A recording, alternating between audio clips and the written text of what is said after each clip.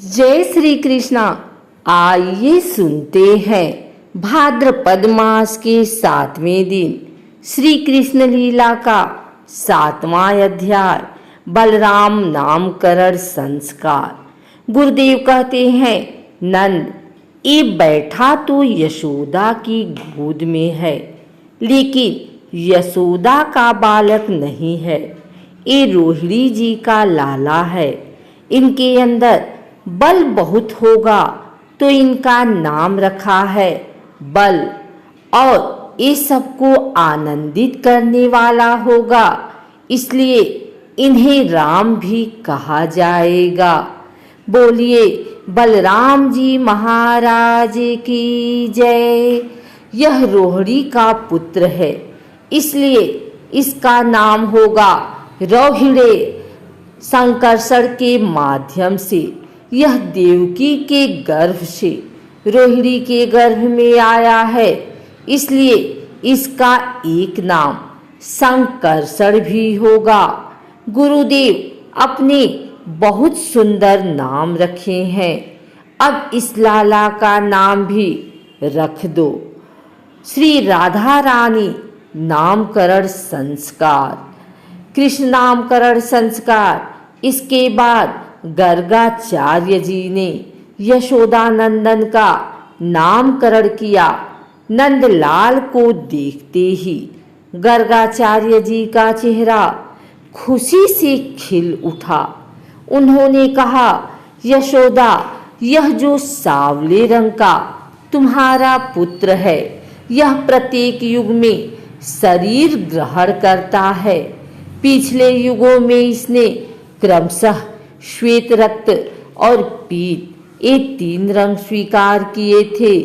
अब कि यह कृष्ण वर्ण हुआ है, इसलिए इसका नाम कृष्ण होगा। कृष्ण का मतलब है जो अपनी ओर खींचे। एक बार जो आपके लाला का दर्शन करेगा वो बस इनकी ओर खींचा जाएगा। एक बार और बताऊं, नंद आपका ये लाल साक्षात नारायण है। अब तक भगवान चुप बैठे थे, लेकिन जैसे ही गुरुजी ने कहा तो कृष्णा लाल लाल आंखें निकालने लगे। गुरुजी ने देखा तो इशारे से पूछा, प्रभु मैंने कुछ गलत कहा? क्या आप नारायण नहीं हो? कृष्ण कह रहे हैं, गुरुजी अगर आप मेरे माता पिता को कहोगे कि मैं साक्षात भगवान हूँ, नारायण हूँ, तो गजब हो जाएगा। मेरे लिए एक छोटा सा मंदिर बनवाएंगे और मूर्ति की जगह मुझे बिठा देंगे और सूखे शकल पारे भोग लगाएंगे, और जो लीला मैं करने आया हूँ माखन चोरी की, वो धरी की धरी रह जाएगी। इसलिए आप मना कर दो कि मैं नारायण नहीं हूँ। गुरुदेव बोले, भगवान आप नाराज क्यों होते हो? ब्राह्मणों को बात पलटने में कितनी देर लगती है, अभी पलट देता हूँ। नंद बाबा सोच रहे हैं, गुरुदेव ने हमारे लाला को नारायण कह दिया, क्या हमारा लाला सच में भगवान है? तभी गुरुदेव कहते हैं कि नंद बाबा आपका लाला नारायण नहीं है। नंद बोले, हाँ गुरुदेव मैं भी यही सोच रहा हूँ, मेरो लाला नारायण कैसे हो सके है?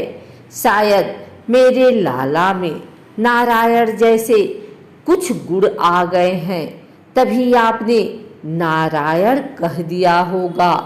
हाँ नंद बाबा, आपके लाला में कुछ नारायण जैसे गुण आ गए हैं।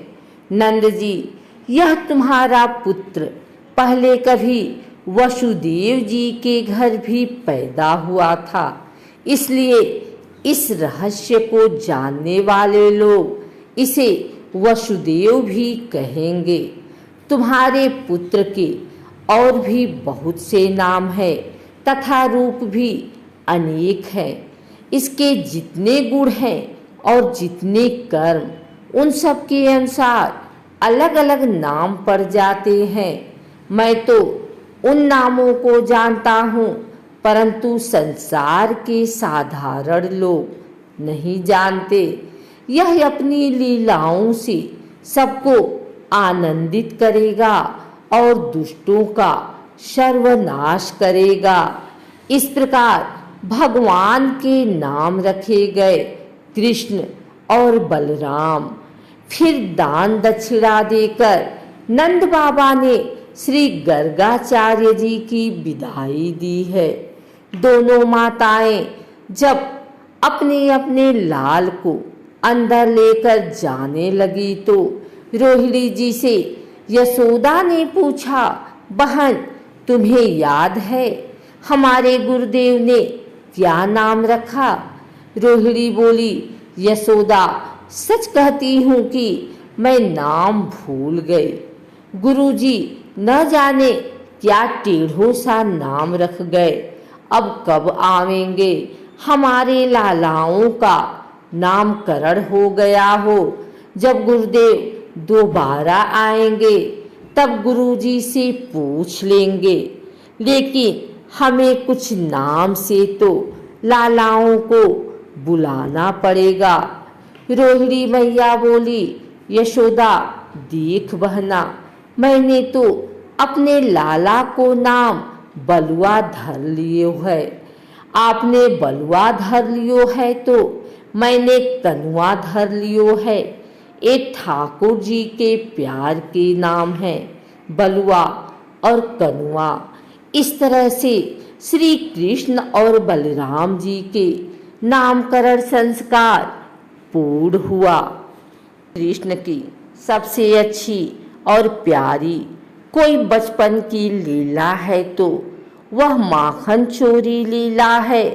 भगवान श्री कृष्ण प्रतिदिन गोपियों के यहाँ माखन चुराने जाते थे। अनेक लीलाएं इनकी ऐसी हैं, आपको सुनने के लिए मिल जाएंगी। भगवान की लीला सुनने को तभी मिलती है जब भगवान अपनी कृपा करें। भगवान श्री कृष्ण की अलग अलग माखन चोरी लीला का यहाँ वर्णन है, जो आपके साथ संशय मिटा देगा और आपके मन में जो भी प्रश्न है आपको स्वतः ही उनके जवाब मिल जाएंगे। अगर आपको हमारी वीडियो अच्छी लगी हो तो इसे लाइक करें, कमेंट करें, शेयर करें तथा हमारे चैनल को सब्सक्राइब करके बेल नोटिफिकेशन ऑल पर सेट कर लें, ताकि आगे आने वाली वीडियो सबसे पहले आप तक पहुंच सके। धन्यवाद।